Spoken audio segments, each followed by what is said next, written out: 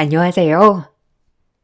한 치 앞도 모르는 인생이라고 생각하며 살고 있는 여성이에요.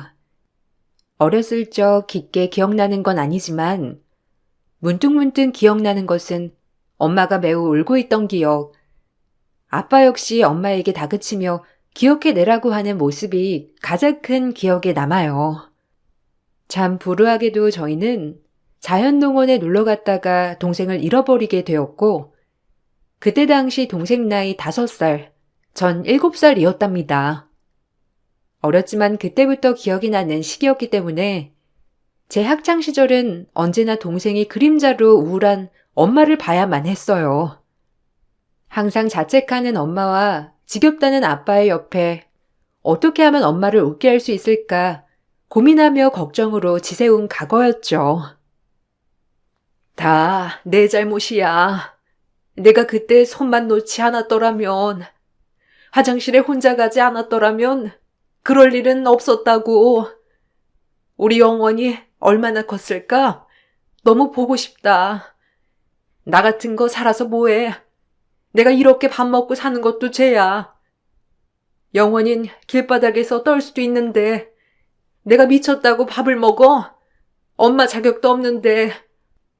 우리 영원이 보고 싶어. 내 딸. 한 번만 안아봤으면. 아, 제발 그만해. 이제 잊고 살 때도 됐잖아. 막말로 당신 때문에 우리는 꽂아놓은 보루자루처럼 이게 뭐냐고. 말해봐. 아빠, 엄마, 제발 그만해. 싸우지 마. 내가 영원히 찾아볼게. 그러니까 제발 엄마도 그만 울어요. 내가 더 잘할게. 네가 영원히를 대신할 수 있어? 넌 엄마 마음 절대 몰라. 우리 영원히 그 귀엽고 어린 게 얼마나 무서울 거야. 부유했던 집이었지만 그거와는 반대로 암울한 집안이었어요. 저 역시 엄마 때문에 동생을 잊고 산 적은 단 한 번도 없었답니다. 어려서 늘 동생의 꼬리표로 인해 저 역시 노이로제가 걸릴 지경이었지만 최대한 우울한 엄마가 어떻게 될까봐 티는 내지 않았죠. 그렇게 우울했던 집을 벗어나고 싶다는 꿈이 있었고 그렇게 만나게 된 게 예비 남편이었어요. 제가 운영하고 있는 인테리어 회사에 외주업체에서 일하는 직원이었는데 처음 보는 저에게 싹싹하고 친절한 모습이 사람을 기분 좋게 하였거든요. 사실 이 남자가 없으면 못 살겠다 싶을 정도가 아니라 그저 하루라도 빨리 집을 벗어나 완벽한 내 가정을 꾸리고 싶다였어요. 우리 엄마가 한번 보자고 하시는데 자긴 어때? 사실 내가 장남인데 결혼이 늦어져서 엄마가 걱정이 이만저만 아니거든. 어차피 우리가 결혼 얘기도 오가는 만큼 자기 부담스럽지 않으면 그냥 한번 얼굴이나 보고 밥이나 먹자는데? 나야 괜찮지. 그래. 어머님더러 말씀드려서 시간 정하는 게 좋을 것 같아. 어떤 분이실지 너무 기대되고 그렇네. 엄청 좋아하실 거야. 솔직히 우리 집 얘기라서 내 얼굴에 침 뱉는 꼴이지만 재수 씨를 엄마가 엄청 마음에 안 들어 하셔. 혼전 임신으로 사고쳐서 결혼한 동생 놈이 하나 있는데 그래도 동생에 비해 한참 모자란 재수 씨라서 엄마가 굉장히 반대했거든. 어머, 안쓰럽다. 그래도 애는 같이 만든 건데 왜 여자한테만 뭐라고 하는 거야? 당신도 그런 전제가 좀 깔려있는 것 같은데? 그러지 말고 잘해줘. 어린 나이에 결혼했다면 더더욱 친구들이랑도 멀어지고 그랬을 텐데. 역시 자기는 마음이 진짜 착하다니까. 내가 결혼을 잘하는 것 같아. 엄마도 아마 엄청 좋아하실 거야. 자기는 학벌도 좋지, 회사도 운영하는 능력녀지. 우리 엄마가 아마 정말 잘해주실 거야. 그러니까 우리 엄마 너무 무섭게 안 봐도 돼. 그럼 다행이네. 난 형제가 없어서 사실 당신이 좀 부럽기도 해. 그래서 결혼하면 형제들끼리 정말 잘 지내고 싶어. 그땐 대수롭지 않게 여겼어요. 그저 어린 나이에 혼전 임신해서 결혼한 시동생이라고 하길래 그렇구나 했고 제 친구들 중에도 더러 그런 친구들이 있었기에 안쓰러운 마음이 먼저 들었답니다. 하루라도 빨리 결혼을 하고 싶었던 저였던지라 그저 저만 잘 보이면 되겠다고 생각을 했었고, 그럼에도 안쓰러운 동서라고 생각하여 예비 남편에게도 좀 잘해주라고 했던 거예요. 그리고 사실 형제가 있는 남편이 부럽기도 하면서 제 욕심일지라도 형제들과 다복하게 지내고 싶은 마음도 들더라고요. 어머, 얼굴이 되게 익숙한 게 우리 가족 같네요. 우리 집 인사 오기 전에 내가 먼저 보자고 했어. 얼마나 궁금하던지. 애 아빠는 벌써부터 큰며느리라고 온 동네에 난리를 치는 거 있죠? 우리가 좀 주책이긴 하지. 아, 맞다. 아버님이 원두 공장 운영하신다더니 사실이에요? 학벌도 고려대 토목공학과 나왔다고 하고 내가 정말 놀랬잖아. 우리 아들 안목에. 지금 입고 있는 옷도 보통 세련이 아닌데 내가 진짜 이런 며느리를 바랬던 거거든. 어쩜 이렇게 첫눈에 내 이상형일까? 에이, 아니에요. 석구 씨도 정말 훌륭한걸요. 그래도 이렇게 마음에 들어해 주셔서 정말 감사합니다. 참 행복해요. 내 엄마다 생각하고 우리 편하게 지내자고. 내가 며느리가 있어도 마음에 썩 차지 않아서 지금 승주 씨가 너무 좋아. 늘 우울하고 어두웠던 집에만 있어서 그런지 이렇게 저를 밝게 맞아주시는 예비 시어머니에게 저 역시 감동을 했어요. 집이 잘 살지만 엄마 아빠를 기쁘게 해드리겠다는 마음 하나로 공부에만 매달린 제가 숨을 쉴 수 있는 창구같이 느껴졌답니다. 제가 결혼을 하겠다고 하자 엄마와 아빠는 그간 저에게 미안했던 마음을 하나둘 떨쳐 보이시며 펑펑 우시더라고요. 그 눈물에 죄송하기도 하면서 나 혼자 행복하겠다고 떠나는 것 같아 죄책감이 들며 엄마 아빠에게 죄송한 마음이 들었어요. 너한텐 정말 면목 없고 미안해. 엄마가 그래도 정신을 차리고 살았어야 했는데 너한테 못해준 거 투성이다. 그러게 말이야. 우리가 영원히 때문에 너한테는 늘 죄인이야. 너도 어린 나이였는데 아픈 것들만 보여주게 되었으니. 그래도 이렇게 장성해서 결혼을 한다고 하고 아빠가 면목 없고 정말 할 말이 없어. 결혼하는데 도움이 필요하면 언제든 말해. 아니야. 아이를 잃는다는 게 상상할 수 없는 고통인데 엄마 아빠도 잘 버텨줘서 고마워. 그리고 나도 미안해요. 사실 원망도 많이 했고 속으로 나쁜 생각도 많이 했거든. 근데 이렇게 엄마 아빠한테 미안하단 말 들으니 나도 미안하네. 나 이제 다 떨쳐버리고 잘 살게. 그러니까 엄마 아빠도 그냥 이제 우리 식구만 행복해지도록 노력해보자. 영원히 그만 생각하고. 그날 셋이 많이 울었어요. 사실 마음에 못한 말들이 더 많았지만 심신이 쇠약해진 엄마였기에 제대로 말을 하지 못했답니다. 그래도 엄마와 아빠는 제가 결혼을 준비한다고 하자 이것저것 신경을 써주며 어렸을 때 못다했던 것들을 해주시려 노력했고 오히려 저에 대한 미안함이 있으셨는지 신혼집까지 마련해준다는 아빠였어요. 이 이야기를 예비 남편에게 전달해주자 좋아하더라고요. 그리고 그땐 저도 이기적이었던지라 아빠가 해준다는 것을 덥석 받아도 되겠다고 생각이 들곤 하였죠. 그동안 아빠 엄마에게 받은 무관심이 다였으니 이런 거는 아빠가 당연히 해줘야 한다라고 생각이 깔려 있었던 못된 딸이었어요. 와, 진짜? 장인어른 진짜 통 크시다. 하긴, 그러니까 공장을 크게 하나 운영하시지. 그래도 그 지역에 그 집값이면 어마어마할 텐데. 와, 나 땡겨본 거 아니야? 나한텐 자기가 보물이지만 그래도 막상 집을 해주신다니 너무 좋네. 그러게. 아빠가 아무리 여유 있어도 많이 부담이실 텐데 그래도 우리 행복하게 살라고 해주신 선물이니 감사히 받자. 당연하지. 마누라가 예쁘면 처가댁의 말뚝박아 절을 한다는데 내가 딱 그 짝이네. 나 당신 만나고 인생 폈다. 우리 엄마가 들으면 진짜 어떠실까? 아마 싱글벙글이실걸? 가뜩이나 당신 좋아가지고 빨리 결혼 날짜 당기라고 하는데. 예뻐해주니 감사하지. 아, 맞다. 그 당신 동생네 부부랑 언제 한번 따로 밥 한 끼 하고 싶은데 시간 있으려나? 그래도 형제가 딱 둘인데 이렇게 잘 지내면 좋잖아. 나도 형제가 없기도 하고 돈독한 우애를 느껴보고 싶었거든. 왁자지껄하게. 에이, 나중에 천천히 해도 될 일인데 뭐. 그리고 내가 그때 말했잖아. 그 재수씨가 좀 하여튼 제 정상이 아니야. 당신이랑 가깝게 지내는 거 난 반대야. 당신같이 공주 같은 사람이 재수씨랑? 아유, 생각만 해도 끔찍하다. 신경 쓰지 마.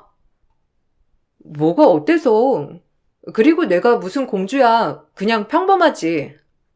당신도 너무 당신 재수씨한테 색안경 낀 거 아니야? 난 내가 만나보기 전까지 그런 거 신경 안 써. 그래도 동서지간에 딱 둘밖에 없는데 이왕이면 잘 지내는 게 좋을 거잖아. 같이 밥 먹는 자리를 마련하고 싶었을 뿐인데 예비 남편은 한사코 그것을 거절하였어요.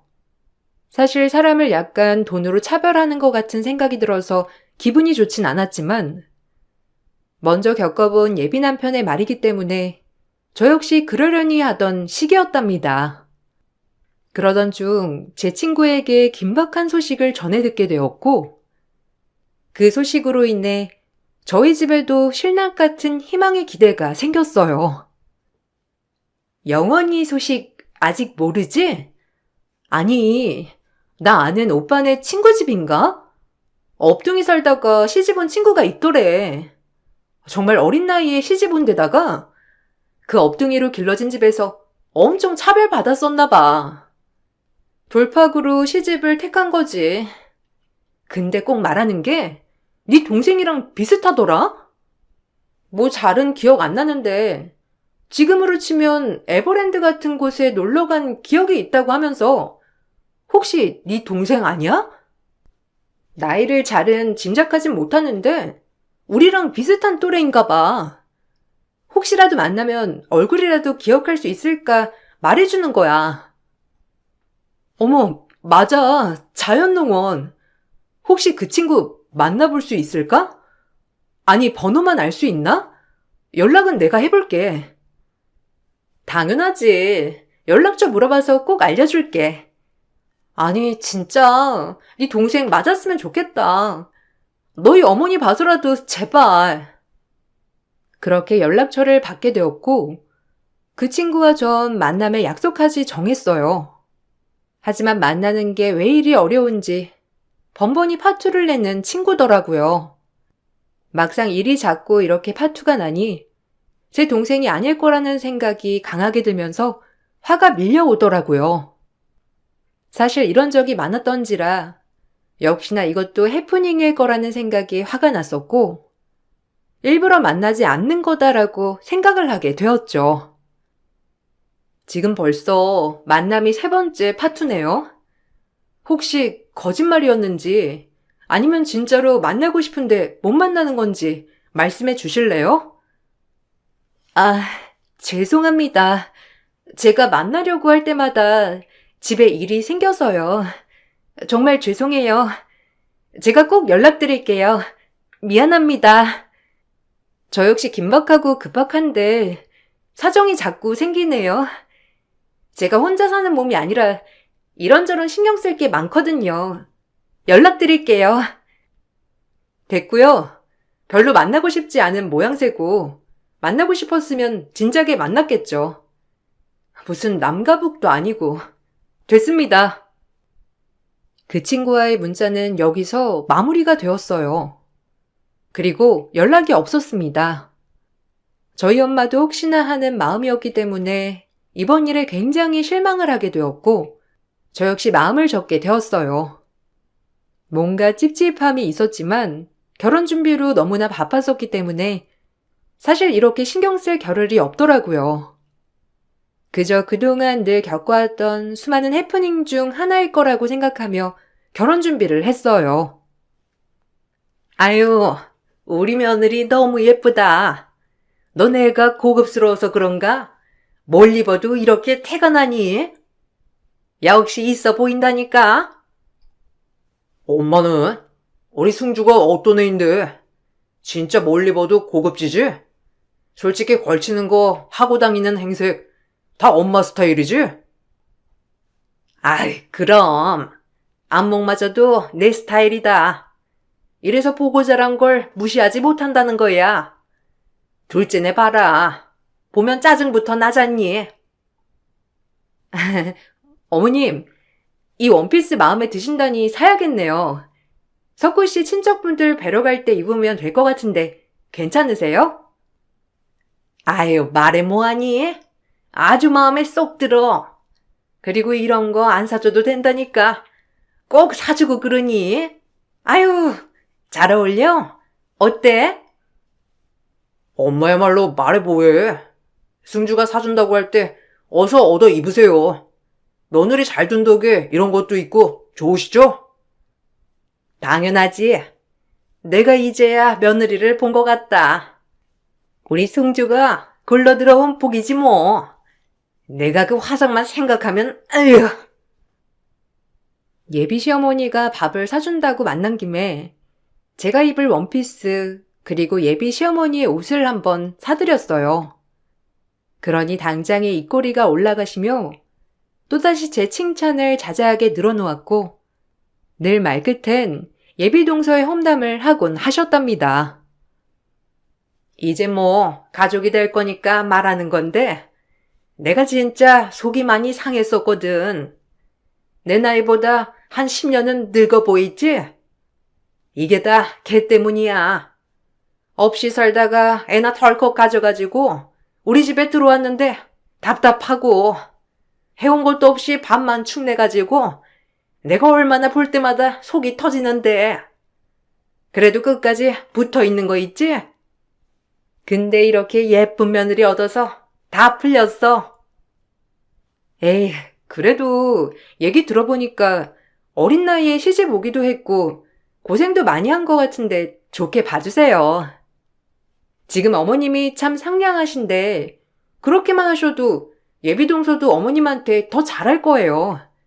그럼 아마 더 웃을 일이 많으실걸요? 어머, 우리 며느리 감동이야. 어쩜 이렇게 너는 말을 천사처럼 하니? 역시 있는 집 자식이라 다르다. 이래야지. 늘 얘기 끝에 예비동서 험담을 하는 예비시모가 불편해지기 시작하더라고요. 언젠가 저한테도 저렇게 칼날을 내세울 것 같은 마음이 들었고 지금이야 집이며 옷이며 제가 다 해드린다고 하니 좋아서 저러지만 결혼하면 달라질 것 같은 생각도 들었거든요. 그래도 잘 넘겨봐야지 하며 결혼의 코앞까지 오게 되었고 온 가족들을 만나는 자리가 있던지라 예비시댁에 방문하게 되었답니다. 그리고 예비시댁에 인사를 갔더니 드디어 동서라는 사람을 마주할 수 있게 되었고 인상이 매우 좋더라고요. 예비시모와 예비남편이 해준 얘기와는 전혀 다르게 인상도 좋고 친절하니 오히려 시댁 식구들보다도 고급진 인상이었어요. 말씀 많이 들었어요. 이렇게 보니까 너무 우아하네요. 형님이라고 불러도 될까요? 제가 많이 모자라지만 잘 지내봐요. 아, 그래요. 저도 진짜 보고 싶었어요. 형제가 딱 둘뿐이기도 하고 앞으로 가족이 될 거니까 우리 가깝게 지내보도록 해요. 네, 말씀 편하게 하세요. 어차피 형님 되실 거고 이제 가족인데요 뭐. 아, 형님이 뭘 좋아하실지 몰라서 여러 가지 해봤어요. 어머, 고생했겠네요. 진짜 맛있겠다. 전 완전 요리 똥손이라 사실 이런 거 보기만 해도 대단하다고 느껴지거든요. 그럼 말 편하게 할게. 애 키우랴 살림하랴 너무 힘들겠다. 우리야 나가서 일하니까 집에서 이렇게 집안일 하는 게 더 힘들지 뭐. 그렇게 말해주시니까 든든한데요? 저도 나가서 너무 일을 하고 싶은데 그러면 아이를 봐줄 사람이 마땅치가 않아서요. 얘, 뭐 하냐? 넌 우리 공주 같은 우리 며느리 붙들고 넌 빨리 부엌 가서 저거나 마저 치워. 어디서 우리 얘기에 껴들어? 아, 전 괜찮은데. 동서, 우리 이따가 얘기해. 뭔가 말이 통하는 게 너무 잘 맞는 것 같아. 나중에 커피 한 잔도 따로 하자고. 너는 뭐 저런 애랑 얘기를 하고 있어? 제가 얼마나 수준 떨어지는 줄 아니? 너랑은 차원이 틀린 애야. 그냥 무시해. 어머님, 근데 예전부터 자꾸 동서를 무시하는 투로 얘기하는데 전 제가 판단하고 싶지 남이 얘기해 준 걸로 사람을 판단하고 싶지 않거든요. 동서도 인격체 하나로 대해주세요. 사실 자꾸 어머님한테 이런 얘기 듣는 거 정말 불편하거든요. 제 말에 예비 시모는 표정이 굳어지며 입을 다물었고 예비 남편 또한 입을 다물었어요. 사실 늘 하고 싶은 얘기였기 때문에 말한 것에 대해 후회하지 않았답니다. 분위기가 어색해지자 동서도 민망했는지 괜히 음식을 차리며 웃어 보이더라고요. 얼마나 칭찬을 받아본 적 없으면 저런 구박이 당연하다는 듯이 저렇게 웃고 있을까를 생각하니 동서가 괜히 안쓰러워졌어요. 여기 앉아서 얼른 식사들 하세요. 일단 여러 가지 해보았는데 형님이 맛있다고 하셨으면 좋겠네요. 어서 앉으세요. 동서도 앉아서 같이 먹자. 왜 동서 수저는 없어? 빨리 저기서 수저 들고 와. 원래 음식은 같이 먹어야 하는 거거든. 아유, 내버려 둬라. 쟤는 애도 먹어야 하고 그래서 늦게 먹는 거야. 너나 앉아서 얼른 먹어. 시장할 텐데. 아들들, 어서 앉아. 같이 먹어야죠. 가족인데. 자기야, 늘 이런 식으로 식사했어? 이건 아니다. 웬 조선시대처럼 식사를 하고 앉아있어. 그래, 그럼 너도 앉아서 먹어라. 네 형님이 그렇게 불편하다고 하니 뭐 같이 먹어야지. 됐지? 이제 기분 좋게 먹자. 혼자 먹는 게 익숙해 보이는 동서였고 또다시 안쓰러운 생각이 들었답니다.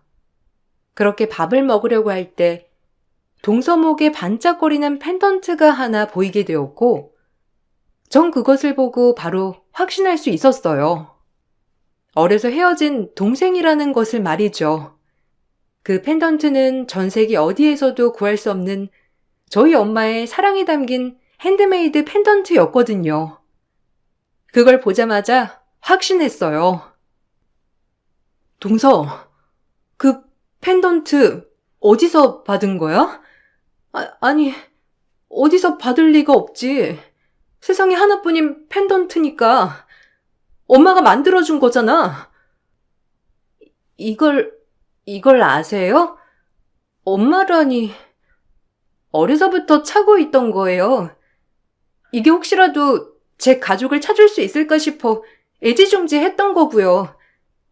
이 목걸이에 대해서 아신다면 그럼 제 부모님도 아시겠네요?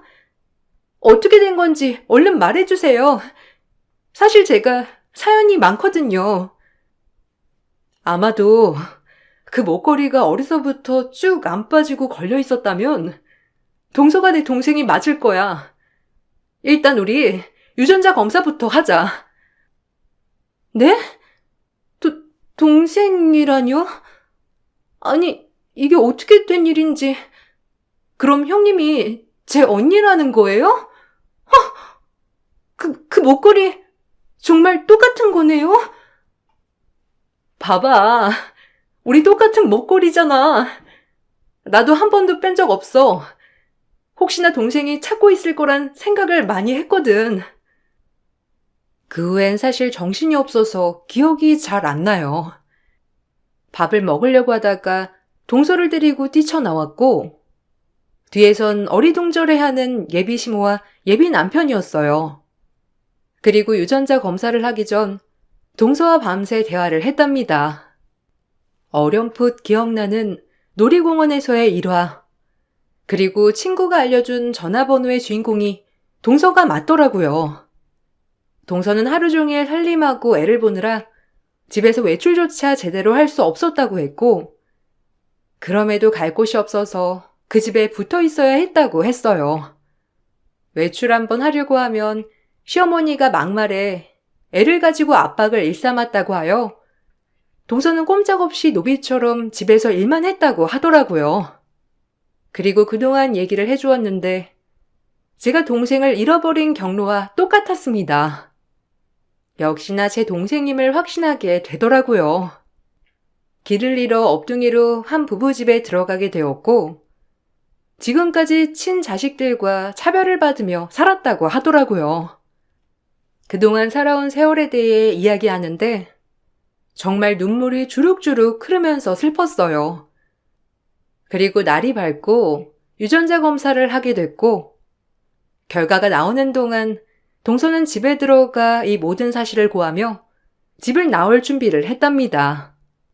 저 역시 그 결과가 나오기 전에 부모님께 제가 동생을 만나게 된 경위를 얘기를 했고, 부모님은 당장이라도 동생을 만나고 싶다며 발벗고 나서게 되었어요. 그리고 결과지를 받는 순간 동생은 저희 가족이 그토록 찾아 헤매던 어렸을 적 헤어진 제 친동생이 맞았고, 전 동생을 꼭 안고 집에 빨리 가자고 하였죠. 미안하다. 지금 찾아서. 엄마 아빠가 정말 많이 그리워해. 널 한순간도 잊어본 적 없어. 우리 엄마 아빠한테 가보자. 내가 언니 동생이라니. 나한테도 부모님이 진짜 있었다니. 드디어 나도 남의 눈치 안 보고 살 수 있는 거야? 당연하지. 이제 널 세상 최고로 만들어주실 거야. 그동안 얼마나 고생 많았니? 정말 힘들었겠어. 앞으로 꽃길만 걷자. 부모님이 많이 기다려. 엄마 아빠는 평생 널 잊어본 적이 없거든. 사실 엄마는 지금도 많이 힘들어해. 얼른 가자. 그렇게 전 동생을 집에 데려갔고 유전자 검사지까지 보여주었답니다. 동생은 무호적으로 유기된 채 지금의 양부모를 만났는데 몇 년을 무호적으로 업둥이처럼 살다가 2005년 무호적자들에게 호적을 찾아주는 선례로 양부모가 그래도 호적까지는 만들어줬다고 했어요. 나이도 임의로 설정한 것이었지만 그래도 또래와 나이가 비슷하게 되었더라고요. 엄마와 아빠는 폭풍 같은 눈물을 흘리며 동생과 저를 꽉 껴안아 주었고, 그동안 동생에게 있었던 일을 들으며 분노도 할 수밖에 없었어요. 제 예비시댁이라는 곳에서 동생을 말도 안 되게 고된 노동을 당하고 있었고, 아이를 볼모 삼아 어디 갈 곳도 없는 동생을 구박하며 늘 괴롭혔던 정황이 밝혀진 거죠. 오히려 이런 괴롭힘이 당연하다는 듯이 덤덤하게 얘기하는 동생의 모습에 더더욱 눈물이 나면서 여린 몸을 안아주고 싶더라고요. 양부모라고 해도 먹여주고 입혀준 게 크지만 그래도 여러모로 차별을 매우 많이 당했다고 했어요. 절대 용서 안 한다. 그딴 집안. 너도 결혼 물러. 안 봐도 비디오야. 그딴 인성을 가진 인간들이 잘해줘봐야 얼마나 잘해주겠니? 진짜 끝내려고 했어. 사실 불편한 게 한두 가지가 아니었거든. 그리고 내 동생 욕을 그렇게 했는데 내가 참을 수 있겠어? 너 아이까지 데리고 올 수 있게 소송 들어갈 거야. 이래봬도 엄마랑 아빠가 그 정도는 해주실 수 있는 능력은 되거든. 정말이야? 우리 아이까지? 그 집 말로는 난 아무것도 가진 게 없어서 이혼을 해도 무조건 양육권을 뺏긴다고 하더라고. 웃기지 말라고 그래. 얼마나 가스라이팅을 해댔으면. 그리고 네가 왜 아무것도 가진 게 없어? 우리가 있는데. 이제 두고 봐. 저흰 그렇게 소송을 걸게 되었고 예비 남편은 이 모든 사실을 알고 저에게 싹싹 빌게 되었어요. 사실 빌어야 할 사람은 제가 아니라 제 동생인데 이것 또한 어이가 없더라고요. 제 동생에게 함부로 대한 것이 용서가 정말 되지 않아서 저 역시 예비 남편과 예비 시모에게 막말을 하게 되었고 제 막말에 예비 시모는 뒷목을 잡고 쓰러지기 일보 직전이었답니다. 우리가 네 동생인 거 알았겠니? 그리고 오갈 데 없는 거 받아주고 살게 해줬더니 이제 와서 칼을 겨눠? 어떻게 그래? 네 동생이 말을 지어내서 그렇지? 우리가 얼마나 잘해줬는데. 솔직히 지주제에 우리 아들 같은 사람 만날 수나 있었을 줄 알아? 그래서 그렇게 허구한 날 욕했나요? 불쌍하게 생각하지 못할 망정 어른이 돼가지고 절대 용서 안 합니다. 그리고 저도 결혼 안 해요. 당신이랑 저 사람 얼굴만 보면 제 동생이 그동안 당해왔던 일들이 떠올라서 화만 나니까 이 결혼 없는 게 맞아요. 그리고 당신 아들들 잘난 거 하나 없잖아. 집 해줄 능력 있는 부모가 있어. 빵빵하게 지원해줄 부모가 있어. 내 배경 생각해서 나한테 설설 기었던 주제에 내 동생은 아무것도 없는 것 같으니까 그렇게 사람 취급 안 했나요? 이유 막론하고 절대 용서 못해요. 아 진짜 왜 그래 갑자기. 우린 좋았잖아. 아니면 아예 엄마 보지 말고 살자. 어? 그러면 되잖아. 내가 다 맞출게. 엄마 보지 말라고 하면 안 볼 거니까. 그러니까 우리는 결혼하자가. 내가 너한테 얼마나 맞추고 살았는데 네가 이제 와서 그러면 안 되는 거잖아. 내가 너한테 얼마나 설설 기었는데 이래? 네 동생한테도 사과할게. 우린 우리니까 계속 결혼 준비하자. 너도 내 동생 무시했잖아. 그리고 네 엄마를 어떻게 안 보고 사니?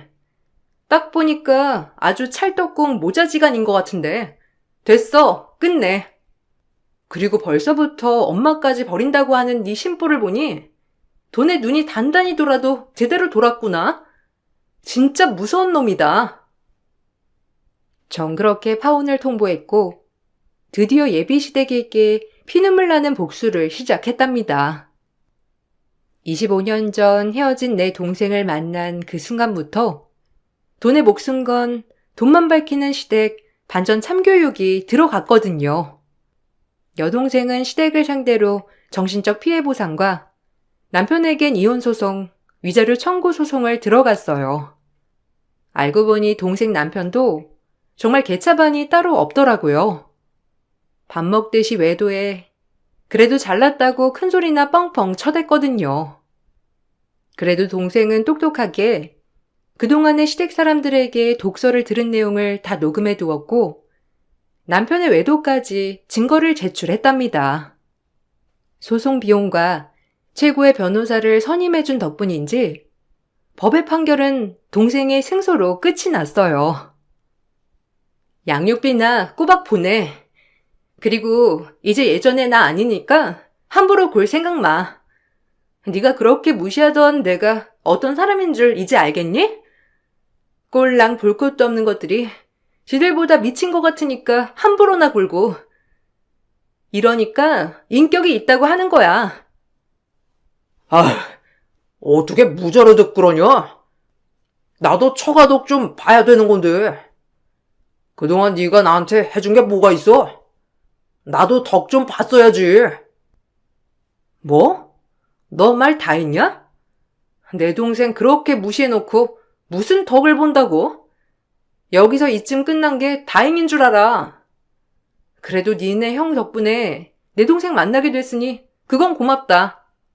우리 이제 떨어지지 않고 잘 살아볼 거야. 너도 하던 외도 실컷 하셔. 안 말려. 우리가 이렇게 사갈 테니까 다시 생각해봐라. 그래도 부부 사이에 애가 있는데 그렇게 떨어지면 되겠어? 한 번만.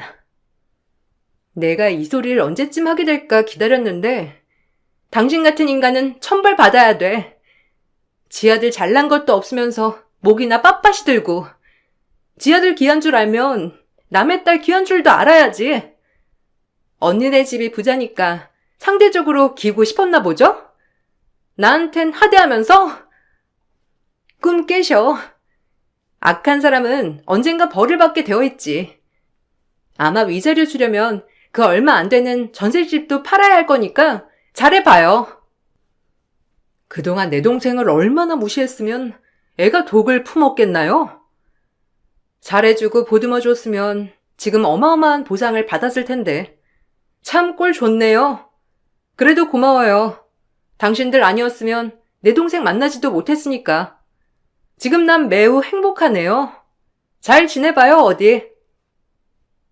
그렇게 동생 부부에 대해 재판이 끝이 나고 동생은 또다시 하나의 숙제가 남았다고 했어요. 그것은 본인을 양자로 입양한 키워준 부모님들에 대해 파양소송을 진행하는 것이었죠. 동생은 업둥이로 그 집에서 엄청 많은 살림을 하고 살았다고 했고 도망치듯 지금 남편을 만나 결혼을 한 거라고 했습니다. 다시는 그 집안과 엮이고 싶지 않다고도 울면서 말하더군요. 하지만 돈 냄새를 맡은 건지 동생을 키워준 부모들은 절대 동생을 놔주지 않겠다고 하더라고요. 하지만 저희 부모님은 악착같이 파양소송을 진행하였고 2년의 시간이 지난 후 동생은 정식으로 파양이 되었답니다. 정말 긴 싸움이었고 잘 싸워주었죠. 하지만 그래도 먹여주고 키워준 건 맞으니 저희 엄마는 따로 양부모를 찾아가 살해를 하였고 그걸 보고 양부모도 기분 좋게 제 동생을 놔주었답니다. 사실 정말 친딸로 생각했으면 놔주기는커녕 돈이 다 필요가 없었을 테지만요. 씁쓸하더라고요. 엄마, 아빠, 언니, 고마워요. 내가 이렇게 행복한 가정의 딸이었다니 너무 행복해. 나한테도 이제 온전히 내 편이 생긴 거잖아. 세상에 나랑 내 딸 단둘만 있을 줄 알았는데 든든한 가족이 있었다니. 너무 고맙고 사랑합니다. 잘할게요. 우리가 잘해야지. 그동안 고생한 네 세월 다 갚아줄게. 보상해 줄 거야. 언니가 미안하다. 진작에 찾지 못해서. 그때 악착같이 번호를 받은 뒤에 너를 찾았다면 더 빨리 찾을 수 있었을 텐데. 정말 미안해. 앞으로 우리 헤어지지 말고 잘 살아보자. 우리 딸들, 엄마가 한없이 미안하다. 부족한 엄마 만나서 고생한 거 다 알아. 큰딸도 작은딸도. 이제 엄마도 정신 차리고 우리 딸들을 위해서 살 거야. 절대 예전처럼 허송세월 보내지 않을 거야. 그리고 우리 큰딸, 그동안 많이 힘들었을 거야, 너도. 아니야. 자식 잃은 엄마가 더 슬펐지. 내가 더 이해했어야 하는데 미안해요. 이제 다 풀었으니까 엄마도 털어내. 가장으로서 내가 제일 미안하지.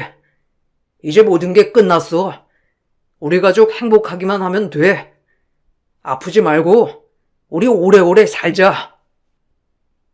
그리고 저희 가족은 그동안의 과거는 잊고 정말 잘 지내보기로 했답니다.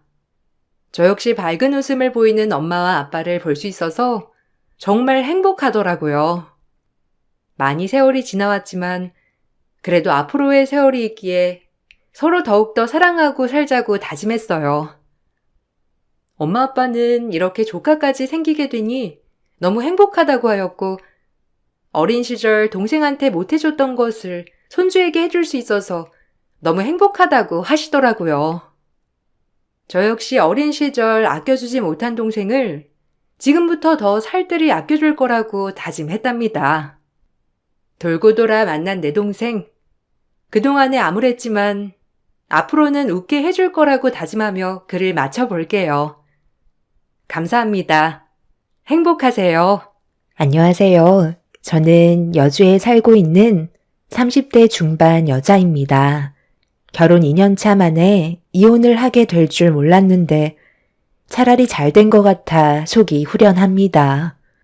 남편과 결혼한 지 1년 만에 갑자기 잘 다니던 회사를 그만두겠다는 황당한 말을 꺼냈어요. 이유를 물어보니 바로 위 상사가 자기를 너무 힘들게 해서 그동안 스트레스를 받았다며 도저히 못 참겠다고 바로 퇴사했다는 한마디에 결혼을 한 지 얼마 되지 않았던 저는 남편에게 너무 큰 실망을 하고 말았네요.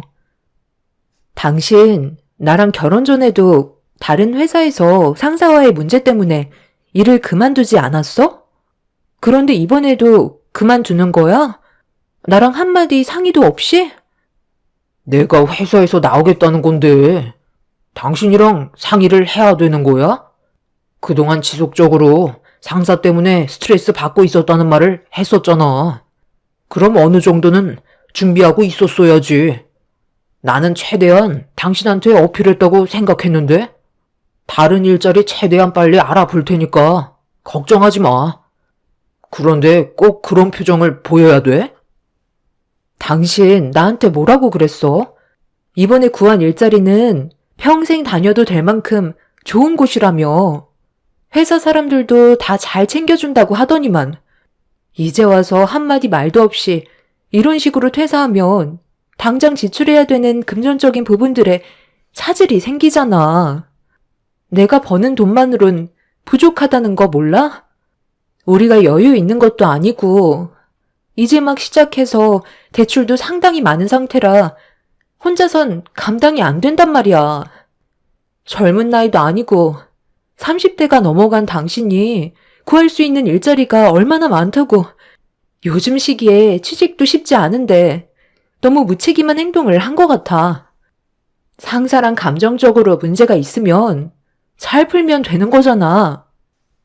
워낙 고지식한 사람이라 대화도 잘 안 통해. 당신은 내가 힘들어서 그만뒀다는데 그게 그렇게 마음에 안 들어? 이번 달 안에 새로운 일자리 구하면 되잖아. 남편은 자기의 마음을 알아주지 못한다면서 집에 들어왔다가 다시 밖으로 나가 버렸어요.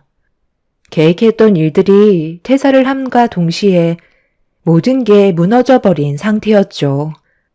한참의 시간이 지나고 들어온 남편은 술이 머리끝까지 취해선 자기 몸 하나 가누지 못해 방으로 들어가 쓰러져 잠이 들어 버렸고 아무런 걱정 없이 행동하는 남편의 모습이 너무 실망스러워 한숨만 나오게 되었네요. 결혼 초기부터 이런 일이 생기니 앞으로의 결혼 생활이 두려워지기 시작했어요. 그래도 집안의 가장인데 최대한 빠른 시일 내에 안정적인 일자리를 알아볼 거라 믿고 아무 말 없이 기다려 왔었는데 집에서의 백수 생활은 생각보다 오래 걸리고 있었습니다. 저는 하루하루가 말라가는데 남편은 도통 일자리를 구할 생각을 하지 않고 있었어요. 결국 남편과의 갈등이 점점 깊어졌고 화가 올라와 버린 저는 남편에게 불만을 털어놓았습니다. 당신, 나랑 결혼한 이유가 뭐야? 집에서 게임만 하려고 나랑 결혼한 거야? 내가 벌어다 주는 돈으로만 먹고 살려고 나 속인 거냐고. 이건 충분한 이혼 사유 해당되는 거 알지? 나한테 어떤 상황인지 말도 안 해주고 밖에서 힘들게 일하고 퇴근하면 당신은 맨날 게임이나 하고 있는데 내 속이 지금 얼마나 타들어가는지 알아? 계속 이런 식이면 우리 같이 살아갈 수가 없어. 당신이 생각하는 결혼 생활이 이런 건 아니잖아? 앞으로 어떻게 할 건지 확실하게 말을 해봐. 내가 하루 종일 놀았을 것 같아? 나도 이리저리 일자리 알아보고 있다가 잠깐 머리 좀 식히려고 게임 좀 했던 것뿐인데 당신이 앞뒤 상황을 모르니까 내가 하루 종일 노는 것처럼 보이는 거야. 몇 군데 면접 자리 알아놨으니까 좋은 결과 있으면 알려줄게. 사람이 너무 조급하면 하던 일도 제대로 못하게 된다고. 침착하게 좀 기다려봐. 나도 적은 나이 아니라는 거 잘 알기 때문에 최대한 신중하게 결정하려는 거니까 숨 막히게 계속 뒤에서 긁어대면 금방 지친다고. 그럼 면접 자리 잡혀 있는 거 나한테 확인을 좀 시켜줘봐. 당신이 나한테 믿음을 주지 않으니까 내가 불안해서 그래. 어디 면접 보는 건데? 남편은 제 말이 끝나자마자 보여주었는데 3군데의 면접 일정을 잡아놓은 상태였어요. 그걸 본 저는 안심이 되었고 남편도 어느 정도는 생각이 있는 줄 알았습니다. 그런데 다음날 퇴근을 하고 들어왔는데 남편은 전날과 똑같은 모습을 하고 있었습니다. 그날 전화 한 통 없어서 걱정을 하고 있었는데 아무것도 하지 않고 그냥 TV만 보고 있길래 면접은 어떻게 됐냐고 물어보니 아무 말도 하지 않더라고요. 면접 보러 가는 날 아니냐고 다시 되묻자 남편은 3군데 다 마음에 들지 않았다면서 한껏 기대에 부풀었던 저를 힘 빠지게 만들었네요. 그날 잘 먹지 않았던 술까지 먹게 되었고 남편은 제 눈치를 살피기 시작했어요. 최대한 빠른 시일 내에 다시 알아보겠다며 신중할 필요가 있어서 그런 거라는 말을 했지만 남편에 대한 믿음은 날이 가면 갈수록 바닥으로 떨어지고 있었습니다. 그렇게 또 다시 하루 이틀이 지나고 어느새 한 달이 훌쩍 넘어가 버렸네요. 그런데 시댁에 모임이 있어 주말에 잠깐 다녀와야 했는데 남편이 갑자기 제 손을 잡았어요. 뭐 하는 거야? 나 지금 당신 손 잡을 기분 아니니까 이거 놓고 얘기해. 뭘 바라는지 모르겠지만 이런다고 내 마음 전혀 풀리지 않아. 갑자기 왜 그러는 건데? 일단 들어가기 전에 당신이랑 먼저 해결해야 될 문제가 있어. 나 지금 퇴사한 지 꽤 됐잖아. 그런데 아직까지 이 사실을 우리 부모님께선 알지 못하셔. 내가 퇴사했다는 말이 부모님 귀에 들어가면 오래간만에 얼굴 보는데 기분이 안 좋으실 거 아니야. 그러니까 당신이 입단속만 잘해줬으면 좋겠는데 그렇게 해줄 수 있지? 내 기분이 안 좋은 건 생각도 안 하고 아버님, 어머님 걱정하시는 건 마음에 걸리나 봐. 그럼 약속 하나만 해줘. 당신 퇴사한 거 말하지 않을 테니까 최대한 빨리 일자리 알아보고 안정적인 삶을 다시 되찾았으면 좋겠어. 그렇게만 해준다면 당신이 원하는 대로 퇴사했다는 거 말하지 않겠다고 약속할게.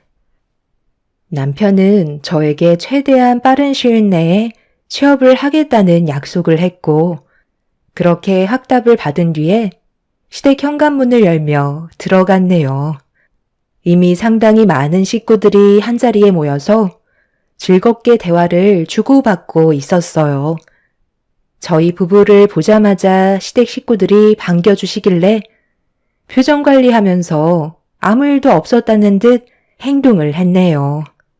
그렇게 모두가 즐거운 식사 자리를 끝낸 뒤 함께 모여 그동안 제대로 나누지 못했던 대화를 주고받고 있었는데 큰형님이 저희 부부는 어떻게 살고 있냐는 질문을 했어요. 둘이 결혼한 지 벌써 1년이나 지났는데 요즘도 연애했을 때랑 똑같아? 보통 결혼하면 환상이 깨져버린다고 하잖아. 우리는 서로 못 잡아먹어서 난리지만 동서랑 서방님은 한창 깨가 쏟아질 때잖아.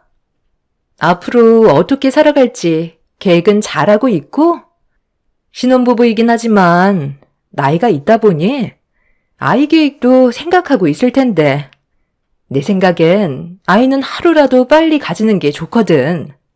나이가 들어갈수록 아이를 가지는 것도 힘들지만 키우는 것도 많은 어려움들이 생길 거야. 저희도 다 생각하고 있어요. 아이도 계획하려고 준비 중이고요. 요즘 너무 할 일이 많다 보니 정신이 없어서 잠깐 숨 좀 돌릴 수 있을 때 아이를 가지려고요. 그래, 너희들이 알아서 하겠지만 나도 하루빨리 손주를 보고 싶은 마음은 어쩔 수 없는 것 같다. 웬만하면 서둘러 주는 게 좋지 않겠어? 세아가는 왜 말이 없니? 아, 네. 저희도 고민 중이에요. 안정적인 생활이 유지가 돼야 아이를 키울 때 불안하지가 않죠. 지금 상황에선 힘들 것 같고 좀 더 시간이 지난 뒤에 생각해 보려고요. 아니, 생각할 게 뭐 있니? 너희들이 일을 하고 있는데 부족할 게 뭐가 있어? 대출이야 살면서 차차 갚아나가면 되는 거잖아. 하루 이틀 미루다 보면 금방 마흔이다. 동서가 여자로서 걱정되는 것들이 뭔지 충분히 이해는 하는데 어머님 말 들어서 나쁠 거 없어. 말 나온 김에 이번에 우리 회사에서 남자 직원 한 명 채용하려고 하는데 서웅님 혹시 생각 있으세요? 지금 다니는 회사보다 월급도 좋고 가족이니까 승희 아빠가 더 신경 써서 챙겨줄 텐데 이번 기회에 한번 진지하게 고민해 보는 것도 좋을 것 같은데요? 가족들끼리 일을 하면 서로 조심스러운 부분들이 생기다 보니 저는 일반 직원을 뽑는 게 좋을 것 같다고 했는데 승희 아빠가 서방님이 들어오면 좋을 것 같다고 하도 부탁을 해서 진지하게 고민한 끝에 서방님이 좋다면 받아주기로 했거든요. 지금 받는 월급이 얼마나 된다고 했었죠? 저번에 듣기론 300 초반인 걸로 알고 있었는데 저희와 함께 일하면 400 초반으로 맞춰드릴게요. 대출도 많이 받았다고 하니까 여러 가지로 많이 부족하잖아요. 동서가 임신도 하게 되면 휴직도 해야 될 텐데 그렇게 된다면 부담도 많이 느끼게 될 테니 이번 기회에 저희 회사로 들어오세요. 아, 정말요? 그렇게까지 신경 써주신다면 저희야 정말 좋죠. 솔직히 빚도 적지 않은 상황에서 허덕이고 있는데 아이까지 생기면 더 힘들어지니까 빚을 어느 정도 갚고 난 이후에나 여유가 생기면 아이를 가질 생각이었거든요. 저희가 지금 상황에서 가릴 처지는 아니잖아요. 최대한 빨리 정리하고 들어가면 되겠어요. 안, 지금 그냥 밑으로 들어가서 일을 하란 말이야? 그게 얼마나 불편한 일인 줄 알아? 원래 남보다 가족이 더 불편하고 힘든 거야. 지금 당장 결정은 힘들 것 같은데? 형수님이 저희 걱정해 주시는 건 고마운데요. 그동안 사람 써보셔서 알잖아요. 서로 불편한 일 만드는 계기가 될 수도 있는 거라고요. 저는 좀 더 생각을 해볼게요. 남편의 말을 듣는 순간 화가 머리끝까지 올라가서 남편과 잠깐 대화 좀 하겠다며 뒷마당으로 끌고 갔어요. 제가 왜 화를 내고 있는지 전혀 알지 못하더라고요. 그래서 퇴사한 마당에 가릴 게 뭐가 있냐며 좋은 기회니까 형님 회사에 들어가 일하는 게 좋겠다고 했는데 남편은 제 말을 듣고 싶지 않았는지 고개를 돌려 버렸습니다. 당신 지금 제정신이야? 우리가 어떤 상황인지 뻔히 알면서 지금 그런 말이 나와? 고민할 게 뭐가 있어? 내일부터 당장 형님 회사로 들어가도록 해. 싫다니까? 그렇게 되면 얼마나 눈치가 보이는 줄 알아? 아무리 지금 상황에 돈이 궁하다 해도 이건 진짜 아니야. 나 스트레스 받는 거 보고 싶어? 집안의 가장이라는 사람이 왜 이렇게 대책 없이 행동하려는 건데? 다른 회사에 입사해도 남 눈치 보는 건 똑같아. 달라지는 건 없다고. 그래도 가족 밑에서 일을 하는 게 훨씬 더 좋은 점이 많은 거라고. 당신이 열심히만 하면 더 많은 것들을 챙겨주신다는데 그깟 자존심이 그렇게 중요해? 나랑 미래에 태어날 아이 생각은 해야 할 거 아냐. 당신 원래 이런 사람이었어? 이런 식으로 가정을 꾸리며 살고 싶은 거냐고. 나는 안정적인 삶을 살고 싶은 것 뿐이라고. 아, 그래, 알았어. 흥분하지 말고 좀 침착해. 이러다 우리 가족들 다 듣겠다. 내가 며칠만 생각해보고 다시 얘기해 주도록 할게. 그러니까 이제 그만해. 저는 남편을 도저히 이해할 수가 없었어요. 일을 그만둔 지 한 달이 넘어가고 2달째인데 변화되는 건 하나 없이 집에서 게임만 하면서 숟가락으로 밥을 퍼서 먹여주겠다는 걸 거절한 남편이 너무 실망스러웠습니다. 남편은 시댁 식구들이 자기가 퇴사한 걸 듣게 될까봐 눈치를 보며 저를 진정시켰고 며칠 이내로 답을 주겠다면서 급하게 시댁으로 들어가 버렸네요. 화가 머리끝까지 올라온 상태라 흥분을 가라앉히지 못한 저는 한참 동안 밖에 있다가 다시 시댁으로 들어가게 되었고 남편은 저와 대화한 게 아무렇지도 않은 듯 시댁 식구들과 웃고 떠들고 있었어요. 그렇게 시댁에서 힘들게 표정 관리만 하다가 집으로 돌아왔고 남편과는 냉전 사이가 되어 버렸네요. 며칠 이내로 결정을 해서 답을 주겠다는 말에 믿고 기다렸는데 저에게 아무런 말도 하지 않길래 다시 제가 물어보고 말았어요. 며칠 전에 나한테 답을 준다고 하지 않았어? 왜 아직까지 아무 말도 하지 않는 건데? 벌써 3일이나 지났다고. 당신 일하기로 결정 아직 못한 거야? 아, 그거? 얘기 벌써 끝났는데? 그냥 안 하기로 했어. 내가 원하는 일을 하는 게 훨씬 더 적합할 것 같거든. 그래야 오래 일을 하지.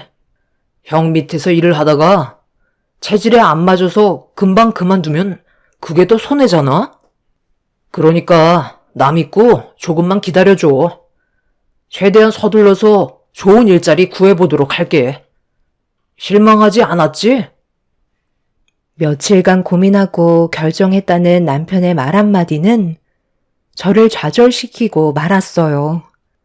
그리고 그때 드는 생각이 이 사람과의 미래는 힘들 것 같다는 판단을 하게 되었고 어느 정도 마음의 정리가 되어가기 시작했어요.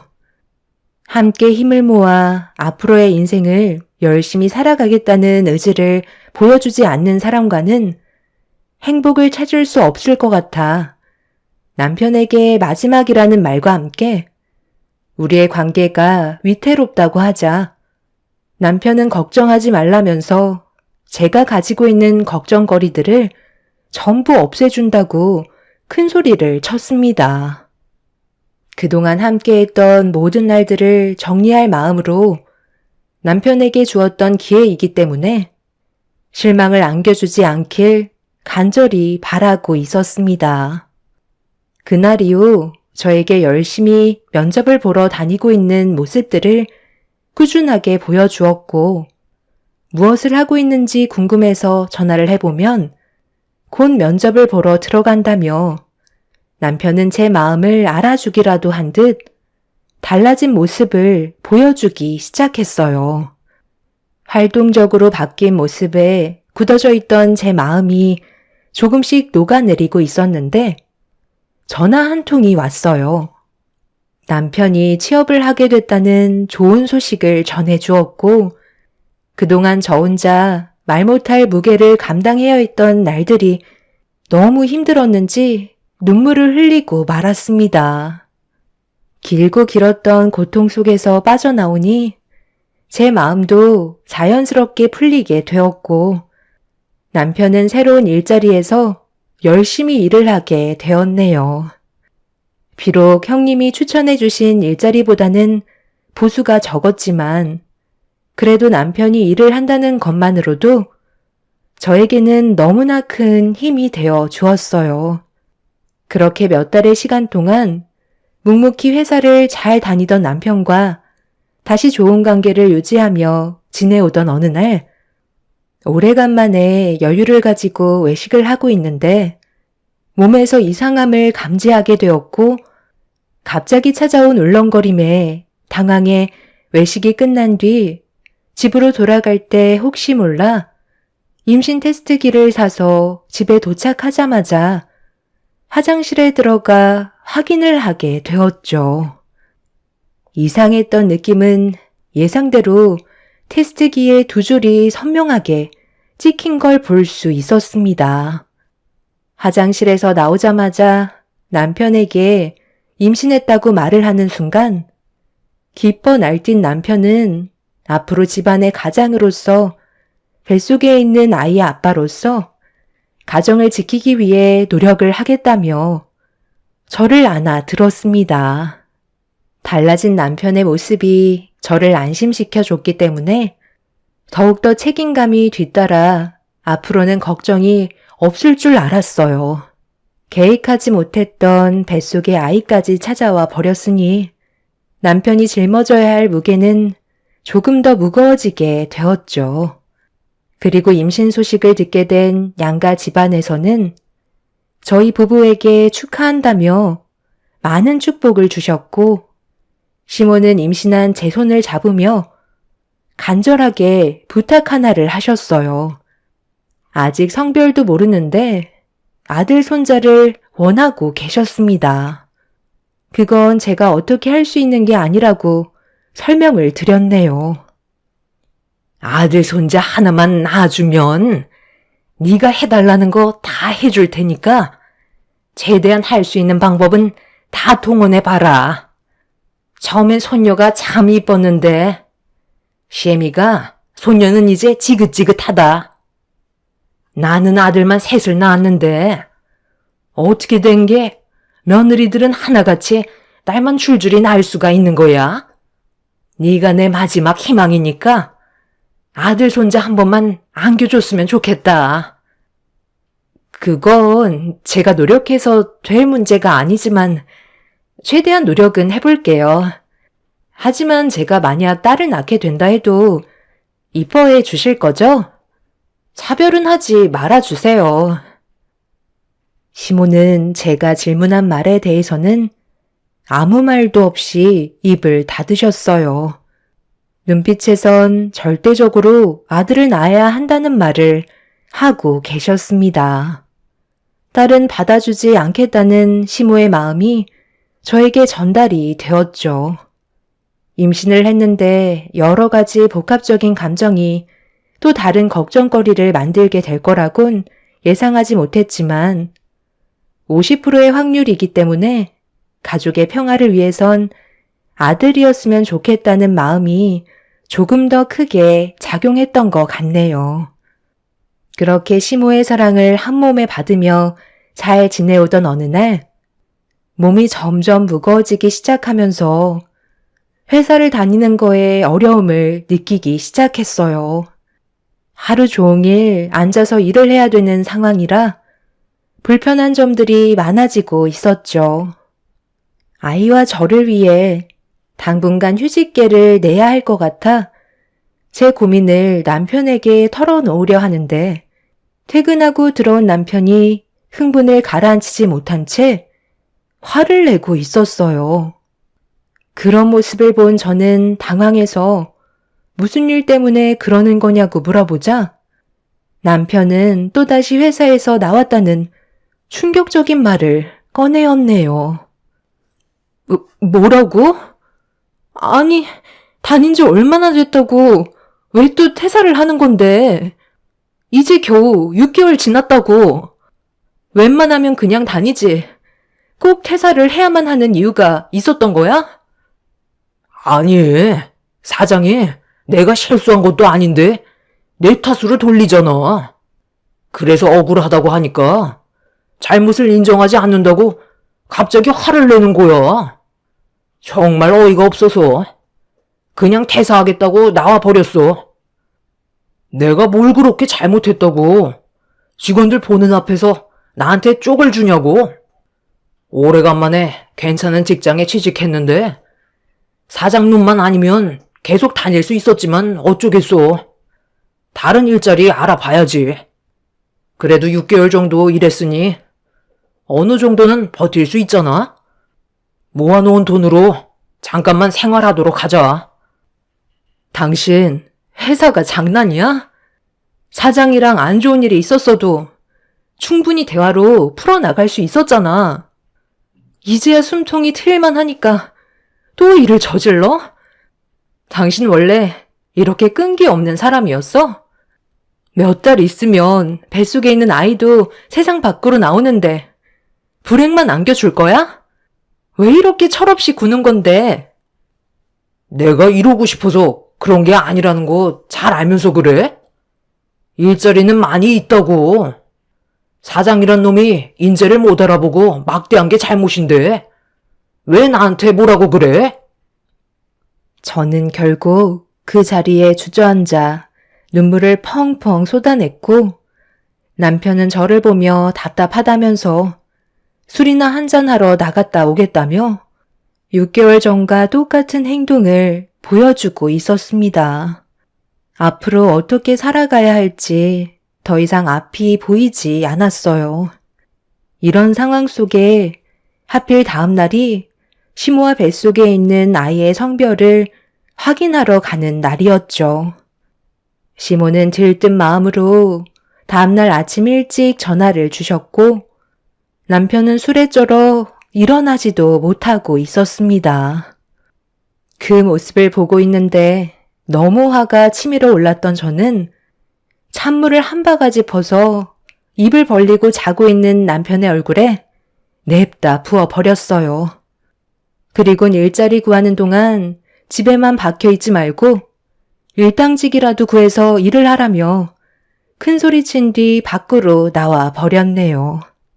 남편은 술이 덜 깨선 온갖 짜증을 내며 자기 얼굴에 찬물을 부었다고 화를 내고 있었습니다.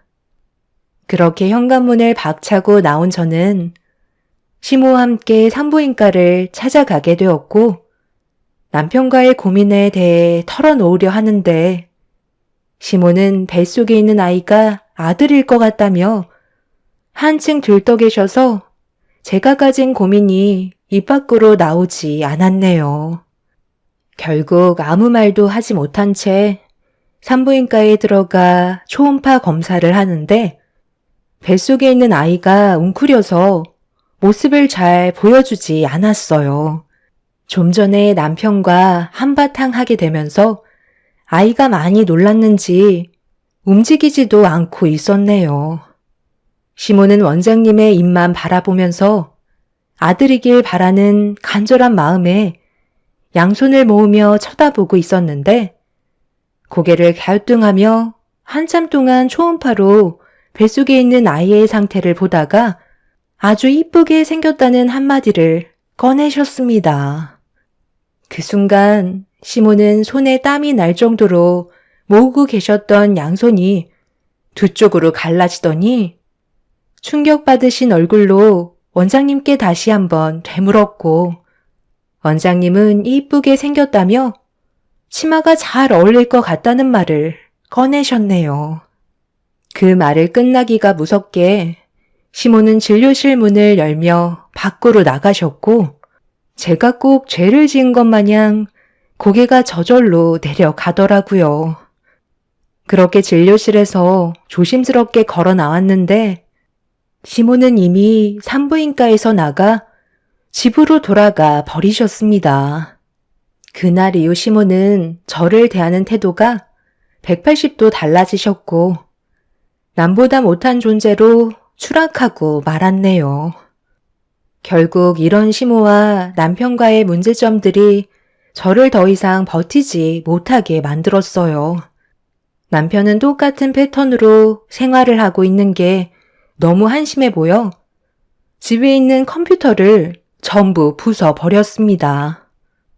노발대발하며 난리친 남편은 그날 이후 집에는 잘 들어오지 않았고 이제는 아예 일자리도 알아보려 하지 않았어요. 더 이상은 안 되겠다 싶어 이혼을 결정하게 되었죠. 어디서 무얼 하는지 남편은 새벽에 잠깐 집에 들어와 샤워하고 옷만 갈아입은 채 다시 밖으로 나갔어요. 제가 이혼 준비를 하고 있다는 건 꿈에도 모른 채 말이죠. 그렇게 하나하나 준비해가며 앞으로 있게 될 일들에 대해 계획을 세우고 있는데 어느 날 변호사 사무실에서 볼일을 마치고 집으로 돌아가려고 밖으로 나오던 도중 카페가 앞에 보이길래 단 게 먹고 싶어 과일 주스 하나 먹으려고 카페 문을 열고 들어갔어요. 그렇게 생과일 주스 한 잔을 건네받은 뒤에 몸을 돌렸는데 그 순간 제 앞에 시모가 저를 바라보고 계셨네요.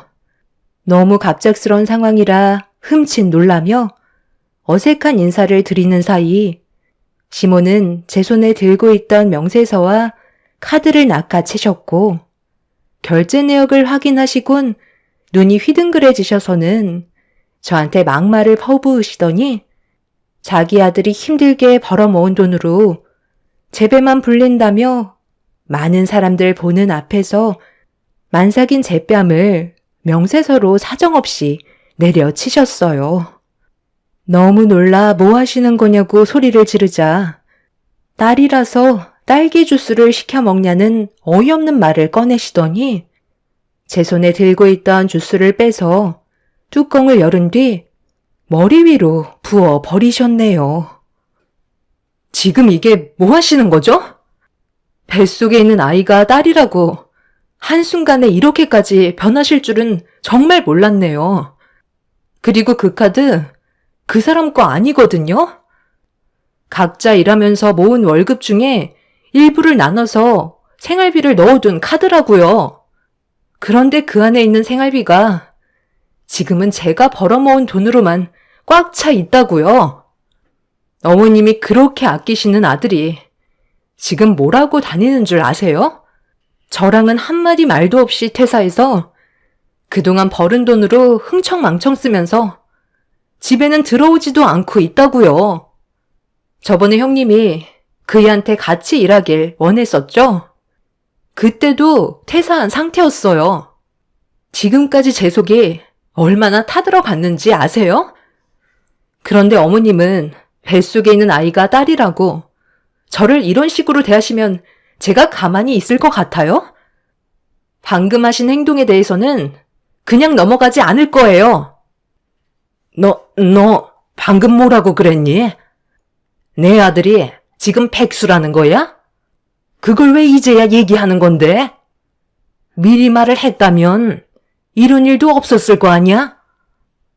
제가 고민거리를 털어놓고 싶어도 그이가 어머님 걱정하실까봐 말하지 말라고 했었어요. 그런데 지금은 상황이 달라졌으니 전부 다 얘기하는 게 좋겠죠. 저 그이랑 이혼하기로 결정했어요. 지금 변호사 사무실 다녀오는 중이고 제가 받은 상처와 손해에 대해 소송 걸기로 했으니까 그런 줄 알고 계세요. 아, 그리고 하나 말씀 안 드린 게 있는데 어머님이 그날 산부인과에서 딸이라고 저만 버려두시고 집에 돌아가셨죠? 그때 원장님께서 곧바로 나오시더니 뭐라고 하셨는 줄 아세요? 뱃속에 있는 아이가 치마가 아닌 바지를 입어야 할 것 같다며 다시 정정해 주셨어요. 그래서 초음파 검사를 다시 해보니까 뱃속에 있는 아이가 아들이더라고요. 방금 어머님이 하신 행동은 저와 뱃속에 있는 아들한테 씻을 수 없는 상처를 주신 거고 어머님도 법적 처벌은 피해가지 못하실 것 같네요. 사장님, CCTV 좀 확보해 주세요. 여기 계신 분들이 전부 다 증인인 거 아시죠? 만삭인 임산부한테 어떻게 이런 행동을 하실 수 있으시죠? 카운터에서 모든 상황을 지켜보신 사장님께선 진정하라며 저에게 얼음물을 건네주셨고 그걸 받자마자 시모의 얼굴에 뿌려버린 뒤 밖으로 나가려 하는데 남편이 어떤 여자와 손을 잡고 건물로 들어가더라고요. 그걸 본 저는 너무 놀라 급하게 따라 들어갔는데 그곳은 충격적이게도 PC방이었고 남편은 그 여자와 같은 게임을 하며 즐거워하고 있었습니다. 저를 뒤따라온 시모는 자기 아들의 행동에 엄청난 실망을 했는지 남편의 머리끄덩이를 잡고 PC방에서 난리를 치고 말았네요. 남편은 그동안 게임상에서 만난 여자와 현실적으로 만남을 가지고 있던 거였어요. 결국 이런 충격적인 사실들이 전부 밝혀지면서 더 이상 용서받을 수 없는 상황까지 오고야 말았네요. 저는 남편에게 이혼 위자료에 소송을 걸었고 게임상에서 만났다던 여자에게도 상간녀 소송을 진행하게 되었네요. 그리고 임산부인 저를 함부로 대했던 시모에게도 제가 받은 상처에 대한 정신적인 손해배상을 요구하게 되었어요. 시모는 땅을 치며 후회하셨고 뱃속에 있는 아이가 손녀가 아닌 손자라는 사실을 알게 된 이후 다시 돌아와 달라고 애원하셨지만 백수아들 끼고 천년만년 사시라며 뒤도 안 보고 큰 소리친 뒤 인연을 끊게 되었네요. 그날 이후 시모의 집안에는 역풍이 불었고 남편은 자기 인생 알아서 하겠다며 개차반같이 살다가 게임에서 만난 여자와 오토바이를 타고 가다가 큰 사고가 나게 되면서 현재 혼수 상태에 빠졌다고 합니다. 깨어나지 못하는 상황이 되자 시모는 다시 저에게 찾아와 제 목소리를 들어야 그 사람이 일어날 수 있다며 저를 데리고 병원을 가고 싶어 합니다. 부모님께선 절대적으로 반대를 하셨지만 시모는 최근까지 저희 집에 찾아오셔서 부모님께 용서를 구하며 저를 데리고 병원에 함께 가길 원하고 계시네요. 제 목소리를 들으면 분명 눈을 뜰 수 있을 거라고 믿고 있는 것 같아 보였어요. 하지만 부모님께서도 남편과 시모의 행동에 너무 큰 실망을 하셔서 더 이상 얼굴을 마주하지 않으십니다. 비록 제 인생에 삐걱거림이 있었지만 두 번의 불행은 없을 것 같네요. 그 사람의 잘못된 행동이니 그만한 대가를 치른 듯 합니다. 앞으로는 제 삶이 조금이나마 밝아졌으면 좋겠어요. 건강하게 태어난 아들과 함께 남은 인생 열심히 살아가도록 하겠습니다. 제 사연 들어주신 분들 정말 감사합니다. 안녕하세요. 저는 오늘 저희 집안에 대해서 여러분들과 대화를 좀 해보려고 사연을 신청하게 되었습니다. 아무리 생각해봐도 도저히 이해가 되지 않는 게 두 모자의 행동이 사람이 할 짓이 맞나 싶을 정도로 용서받지 못할 충격적인 행동을 저질러서 남편과 이혼을 했어요. 저와 엄마가 사정을 봐주고 그만큼 베풀어줬으면 저희가 어려운 상황이 생겼을 때 도와주는 건 당연한 건데 기본적인 것조차 하지 않으려는 모습이 너무 실망스러워 이혼을 선택했어요. 황당한 건 아직까지 본인들이 무엇을 잘못했는지를 모른다는 거예요. 그런 모습을 보니 그동안 함께 해왔던 세월이 너무 후회스럽고 아깝더라고요. 문제의 시작은 시모가 저희 집에 들어오면서부터였어요. 퇴근하고 집에 들어와 보니 이미 짐까지 풀어놓고 남편과 치킨을 배달시켜 먹고 있었습니다. 저와 한마디 상의도 없이 혼자서 독단적으로 선택한 행동에 당황스러워 남편을 데리고 방으로 들어와서 따로 대화를 나눴어요. 그런데 하는 말이 시모가 우울증이 있어서 병원에 같이 다녀왔는데 혼자 있는 시간이 많아지면 우울증이 더 심해질 거라는 의사의 말 때문에 우울증이 어느 정도 회복이 될 때까지만 같이 있어주기로 했다며 저보고 이해를 해달라고 하더라고요. 그 말을 듣게 된 저는 어이가 없었지만 일단 상황 파악을 좀 더 해야 될 것 같아 다시 거실로 나오게 되었죠. 웃으면서 치킨을 뜯고 있던 시모는 저보고 같이 앉아서 먹자는데 기분이 정말 안 좋아 표정 관리가 안 되자 눈치가 보였는지 한마디 하셨습니다. 이왕 이렇게 된 거, 애는 내가 봐주면 되잖아. 네가 불편해하지 않게 내가 잘할 테니까 너는 그냥 평소처럼 지내면 된다. 없는 듯이 지낼 테니 신경 안 써도 돼. 어머님이랑 한 공간에 있는데 어떻게 신경을 안 써요. 그렇게 말을 하셔도 한 지붕 아래에서 살다 보면 마찰이 생기는 건 어쩔 수 없어요. 이랑도 성격이 안 맞아서 얼굴을 붉히게 되는 일이 얼마나 잦은데 어머님이랑 같이 지내면 안 그럴 것 같아요? 병원에서 우울증 때문에 혼자 있는 것보단 같이 지내는 게 회복하는 데 좋다곤 했다지만 이 방법은 되려 서로에게 스트레스만 주지 않겠어요? 차라리 저희 집 근처로 이사를 하는 게 여러모로 서로 좋을 것 같은데요? 당신은 우리 엄마가 우울증이 와서 지금 힘들다는데 이렇게까지 냉정할 필요는 없잖아. 잠깐 지내는 건데 상황을 이렇게까지 안 좋게 만들어야 돼? 그래, 며느리 입장에서는 아무래도 나랑 함께 있는 게 불편할 수도 있겠지. 충분히 이해한다. 그래도 내가 같이 있으면 도움이 안 되는 건 아니잖아. 사지 멀쩡한데 가만히 있겠니? 집안일도 하고 애도 봐주고 밥도 해주고 여기 있는 동안 집에서 할 수 있는 웬만한 건 거의 다 해줄 테니 우리 좋게 지낼 수 없을까? 그래, 이렇게까지 말씀하시는데 부정적으로만 생각하지 말고 좋게 좀 하자. 내가 당신한테 말 안 한 건 미안하긴 하지만 나도 오죽급했으면 이렇게까지 했겠어. 저와 한마디 상의도 없이 일을 저질러 놓고 되레 저에게 큰소리치는 남편의 행동이 너무 실망스러웠어요. 그때 시모를 바라보면서 들었던 생각은 아예 눌러붙을 생각인 것 같아 보였어요. 그렇게 남편의 고집으로 당분간만 지켜보기로 했는데 예상대로 시간이 지날수록 처음에 저와 했던 약속은 지켜지지 않았습니다. 충분히 예상한 결과였기 때문에 크게 실망스러운 것도 없었어요. 그래서 이 문제로 남편과 따로 집 밖에 있을 때 대판 싸우게 되었습니다. 이래서 내가 받아주지 않겠다고 했던 거야. 지금 집안 꼴을 봐봐. 저게 사람 사는 집이야? 처음에 나랑 상의 한마디도 없이 들어왔을 때 어머님이 뭐라고 그랬어?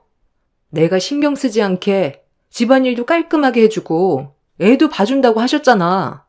그런데 그 말이 얼마나 지났다고 벌써부터 저런 식으로 행동을 하시는데 기분이 좋겠어? 요즘엔 먹기만 하고 설거지조차 하지 않으시잖아. 딱 한 달 지났어. 1년도 아닌 한 달이라고.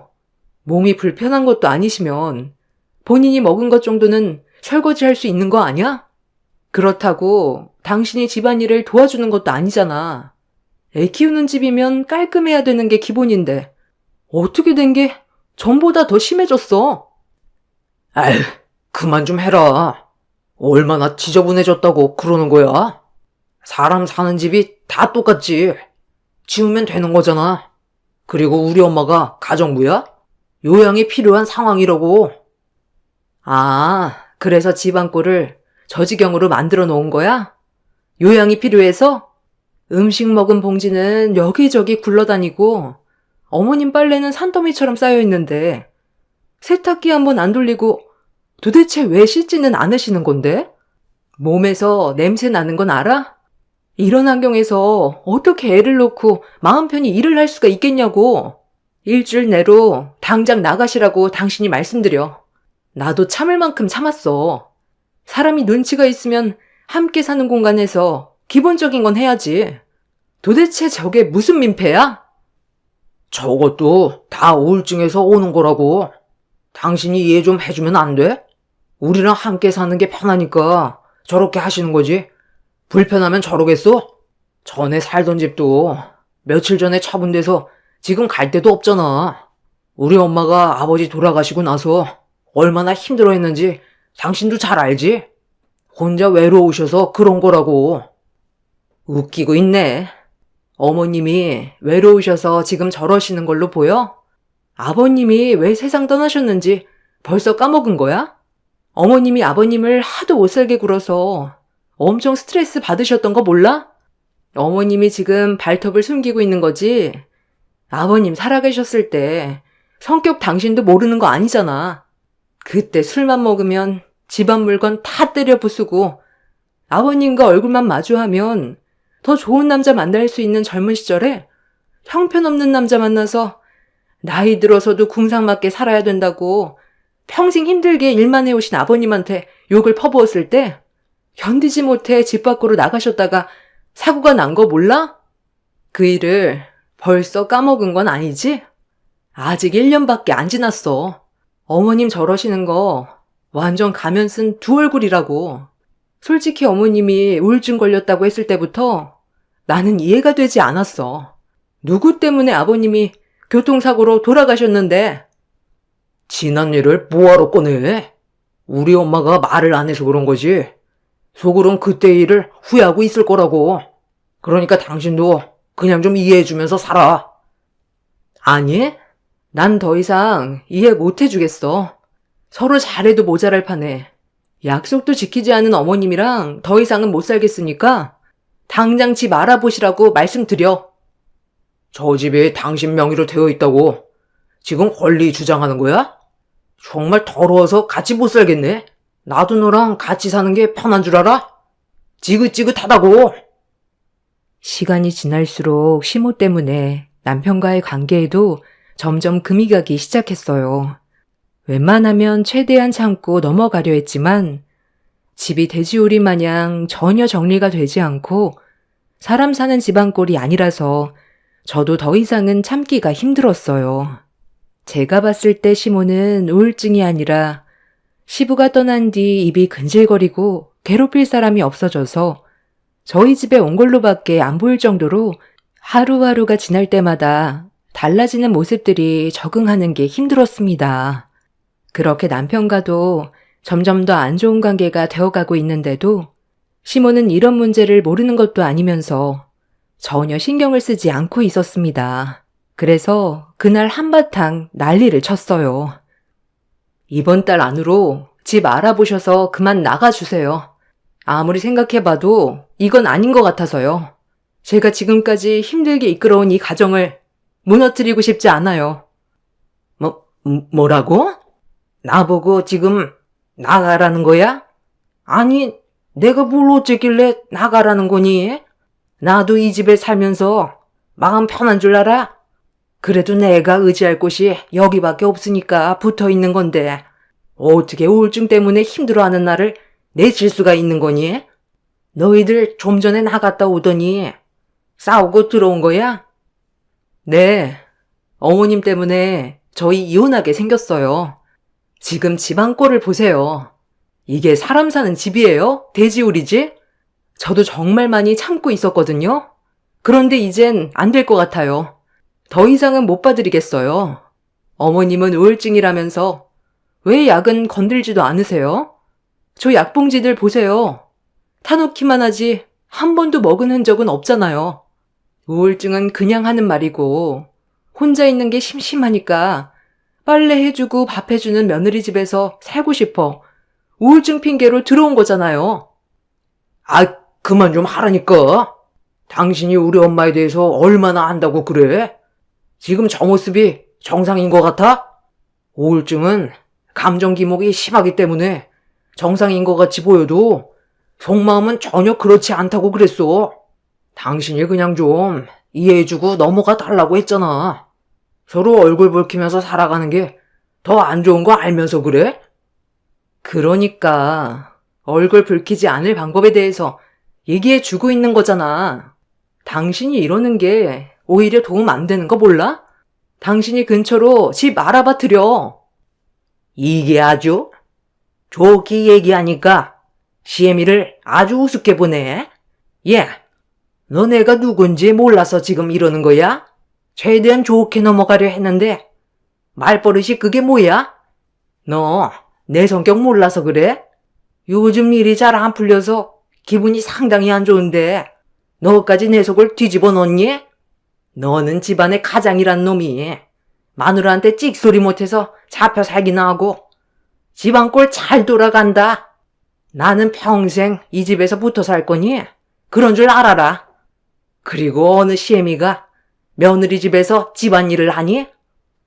막 나가는 시모의 말을 더 이상 듣고 싶지 않았던 저는 작은 방에 있던 시모의 짐을 챙겨 거실 밖으로 전부 꺼내 놓았어요.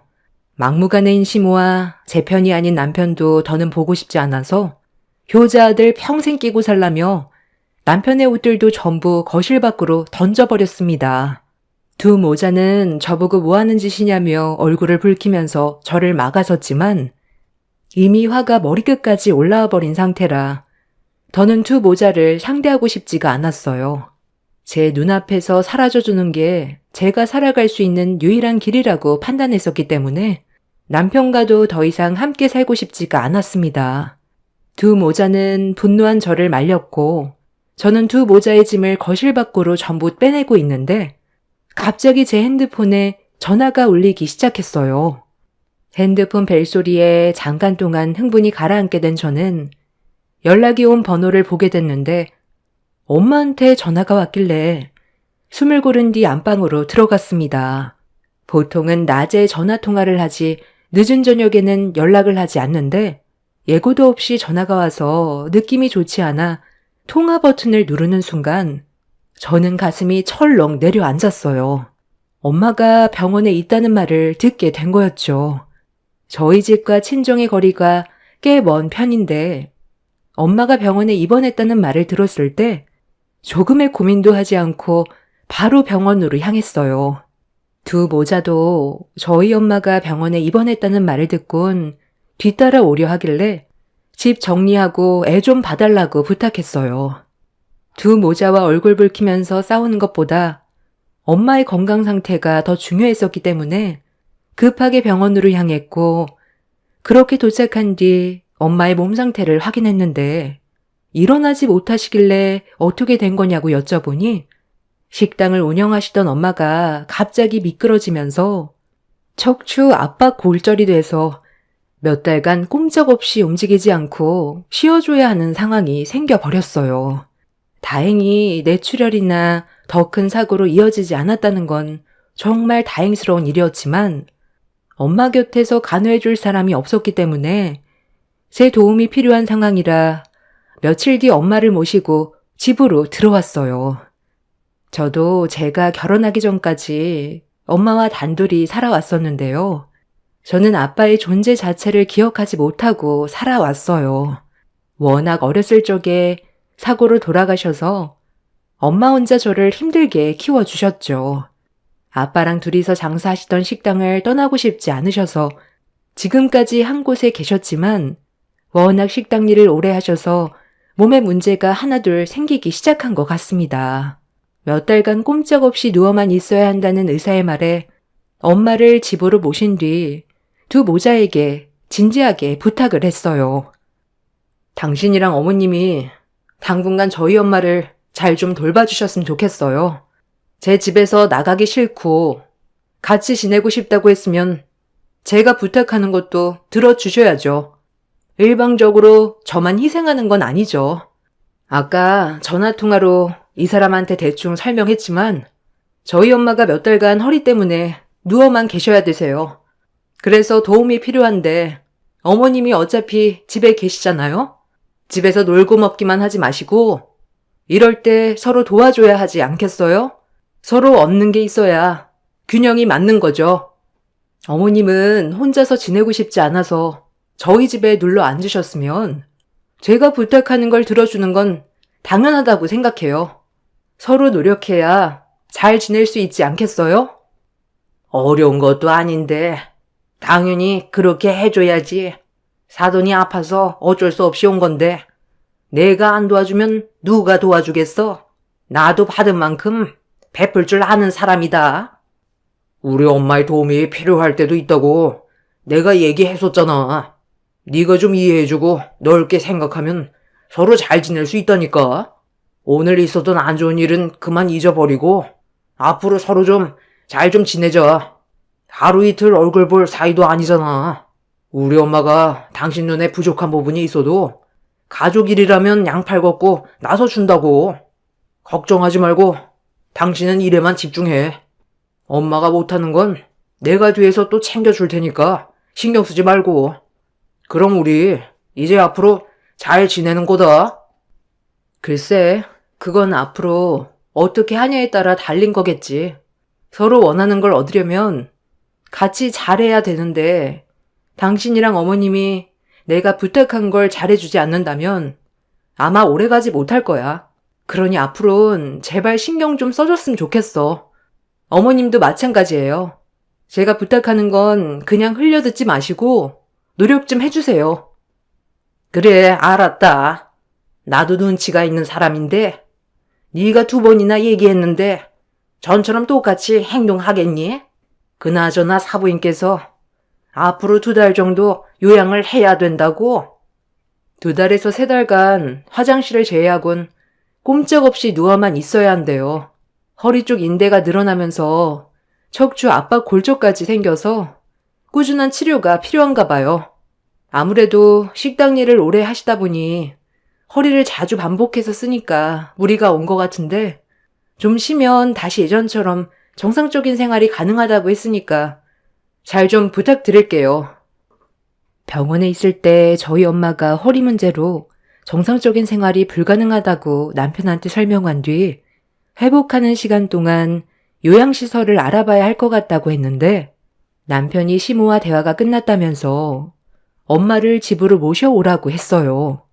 시모가 예전에 요양시설에서 잠깐 일을 한 적이 있었는데 저희 엄마를 보살피는데 도움을 줄 수 있을 것 같다고 설명을 하더니, 남보단 그래도 가족이 편하지 않겠냐며 저를 설득시켰습니다. 그날 정말 기분이 안 좋았지만 저도 갑자기 사정이 안 좋아진 거라 어쩔 수 없이 엄마를 일단 집으로 모신 거였고, 화가 났지만 시모가 그동안 저희 집에서 얹혀 사신 걸 생각하면 당연히 해줘야 된다고 판단했어요. 그래서 엄마를 부탁하게 된 거였고, 한동안 별 문제 없이 잘 지내고 있었어요. 저희 집이 전원주택이라 방이 여유가 있어서 그래도 불편함 없이 같이 지낼 수 있긴 했었지만 신경이 쓰이는 건 어쩔 수 없었어요. 그래서 엄마한테 시모가 간호를 잘해주냐고 여쭤봤는데 많이 도와주고 있다면서 별 말씀이 없으시더라고요. 하필 엄마가 다치셨을 때 일이 한창 바쁜 시기라 제가 자리를 비울 수 있는 상황이 아니었어요. 그래서 엄마의 말을 믿을 수밖에 없었는데 어느 날 문제가 터졌습니다. 회사에서도 제가 현재 어떤 상황인지 알고 있어서 일이 바쁜데도 제대로 집중하지 못하는 걸 보곤 부장님께서 반차를 내주셨어요. 아무래도 제가 없는 그 시간 동안 어떤 일들이 벌어지는지 알 수 없기 때문에 엄마의 말만 믿고 있을 수 없어 중간에 한번 확인해 보고 싶어 부장님이 반차를 내주셨을 때 거절하지 않고 급하게 집으로 향했었죠. 엄마가 항상 저에게 2 모자가 잘 챙겨준다고 했지만 뭔가 느낌이 불안했어요. 그래서 불시에 집에 발을 들인 순간 경악할 장면이 눈앞에 펼쳐졌고 2 모자를 절대로 용서할 수 없었습니다. 조용히 문을 열고 집 안으로 들어갔는데 저희 엄마 방에서 시모의 말소리가 들리더라고요. 그런데 출근 중이어야 될 남편의 목소리가 들려오길래 느낌이 좋지 않아 문틈 사이로 방 안을 지켜봤는데 그때 시모가 누워있는 저희 엄마의 얼굴에 생선 대가리를 집어 던졌습니다. 그리곤 시모의 입에서 쏟아지는 막말에 저는 엄청난 충격을 받아 온몸이 떨려왔어요. 허리를 다쳐서 움직일 수 없는 거지. 손은 멀쩡하잖아요. 다 발라먹긴 했는데 잘 보면 뜯어먹을 게 몇 군데 보일 겁니다. 일단 그걸로 욕이나 좀 하세요. 엄마, 그래도 살도 없는 다 발린 생선 대가리를 장모님 얼굴에 던지는 건 좀 그렇지 않아요? 나중에 그 사람이 알면 노발대발 난리도 아닐 텐데. 사돈이 그럴 성격인 것 같아? 멀리 지방에서 지내는데 괜히 사돈 때문에 이 피해를 보고 있는 와중에 내가 지금 누구 때문에 이런 힘든 상황을 겪고 있는데 자기 딸에게 이런 일이 있었다고 일러 바치겠어? 그러는 순간 내가 며느리 가만둘 것 같아? 사돈, 상황 파악 잘하세요. 그리고 너는 어두육미라는 말도 모르니? 생선은 몸보다 머리가 맛있는 법이야. 뭐 하세요? 옆에 떨어진 조기머리 마저 뜯지 않고 이 집에서 사는 거 눈치 보여 죽겠는데 사돈 때문에 더 힘들어져서 제가 지금 기분이 상당히 안 좋거든요. 하필 타이밍도 참 거지 같네. 주식으로 돈을 다 말아먹어서 오갈 데도 없는 형편이 되어버렸는데 사돈 평간호나 하고 앉아있으니.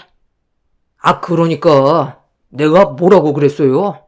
집 처분한 걸로 우리 집 근처로 알아보라고 했는데 큰돈 좀 만져보겠다고 주변 사람들 말만 믿고 가지고 있던 전 재산 전부 다 날렸잖아요.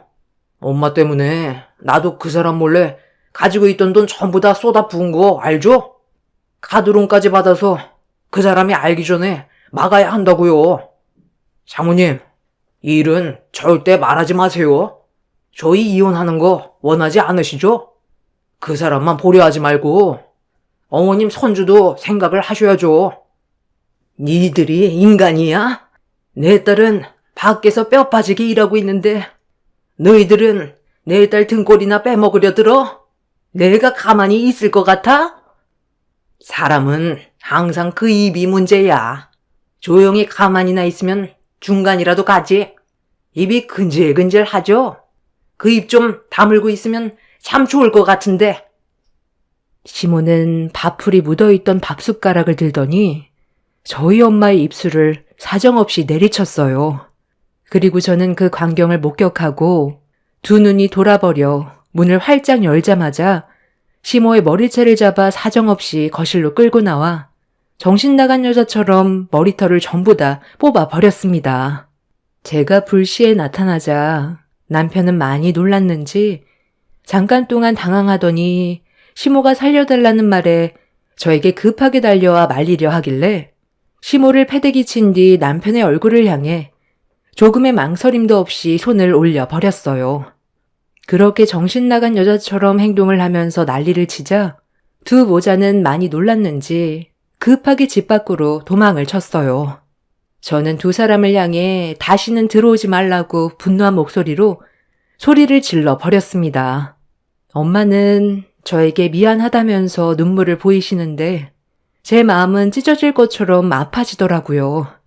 저 또한 엄마의 입술 주위에 묻어있는 밥풀과 옆에 떨어져 있는 다 발린 생선 대가리를 치우면서 눈물을 흘렸고 두 모자를 절대로 가만두고 싶지 않았습니다. 그날 엄마를 안정시켜드린 뒤 집안에 있던 두 모자의 물건들을 전부 다 빼서 집 밖으로 던져버렸어요. 하나도 빠짐없이 폐기 처분하고 있는데 두 모자가 급하게 도망을 치는 바람에 신발도 신지 못한 채 밖으로 나갔는지 제가 집어던진 신발을 주워 신고 천천히 저에게 다가와 말을 붙이려 하길래 현관문 앞에 있던 우산으로 남편을 향해 휘두르면서 이혼을 통보했습니다. 남편은 제 앞에서 갑자기 무릎을 꿇더니 모든 게 자기 잘못이라며 좀 전의 행동을 깊이 반성하고 뉘우친다고 했지만 이미 저는 남편에게 신뢰가 깨져버린 상태라 더는 아무 말도 듣지 않았습니다. 그런데 시모가 저에게 달려와 마음에도 없는 말을 하면서 용서를 구하기 시작했어요. 좀 전에 제가 들었던 주식으로 전 재산을 날려 오갈 데가 없다며 집을 구할 돈을 모을 때까지만이라도 사정을 봐달라고 하길래 다리를 잡고 있던 시모의 팔을 뿌리치며 대꾸조차 해주지 않았습니다. 더는 상대할 가치가 없는 인간들이라고 판단했고 동물보다 못한 존재로 판단을 내렸기 때문에 어떠한 말도 듣지 않았어요. 두 모자 행동을 어느 누가 용서할 수가 있겠어요. 남편은 이미 저 몰래 카드론 대출까지 받아 돌려막기까지 했다는 걸 들었기 때문에 제가 피해를 볼 수 없어 이혼을 선택했고 그렇게 서류에 도장을 찍은 뒤 재산 분할 중 제가 받을 위자료를 포함해서 더 받아낸 뒤 남편을 내쫓아 버렸습니다. 상대할 가치가 없는 인간들과 더는 엮이고 싶지 않아 어떠한 접근도 전부 다 차단을 했어요. 그렇게 6개월 정도 시간이 흐른 뒤 남편이 생활고에 많이 힘들었는지 시모 때문에 자기 인생을 망쳤다며 언성을 높이면서 다툰 적이 있었는지 두 모자가 몸싸움까지 벌였는데 남편이 시모를 밀치면서 뒤로 넘어짐과 동시에 상당히 큰 사고를 당했다고 저에게 도움의 손길을 요청했어요. 경추 신경의 손상으로 인해 시모가 전신마비 판정을 받게 되었습니다. 남편은 카드론 대출 때문에 생활고에 시달리고 있는데 시모가 사고로 인해 경추 손상 전신마비까지 와버려 상황은 더욱더 악화가 되었죠. 이 문제로 저희 집에까지 찾아와 도와달라고 했지만 저는 단호하게 거절을 했어요. 저와 엄마가 받았던 상처를 생각하면 아직까지도 화가 가라앉지 않는데 남편은 제 앞에 무릎을 꿇고 과거의 잘못된 행동에 대해 용서를 구하면서 오열을 했지만 저는 고개를 돌려버렸습니다. 남편은 자신의 잘못에 대해 후회를 하고 있는지 땅을 쳤지만 본인이 저지른 업보이니 어쩌겠어요. 받아들이면서 살아야 되겠죠. 좋은 관계로 만들어갈 수 있었던 부부 생활이 시모 때문에 한순간에 모든 게 무너져 내렸습니다. 왜 시부가 집을 뛰쳐나가셨는지 알 수 있겠더라고요. 시모도 본인의 행동에 대해 지금쯤 땅을 치고 있겠죠. 두 사람을 도와주지 않는 게 제가 할 수 있는 최고의 응징인 것 같네요. 앞으로 평생 자신들의 과거를 뉘우치며 살았으면 좋겠습니다. 제 사연을 들어주신 여러분들께서도 가족 간 서로 얼굴을 붉히는 것보단 배려와 평화를 우선시하시길 바랍니다. 한 치 앞도 모르는 게 인생이잖아요. 제 사연 들어주셔서 감사합니다.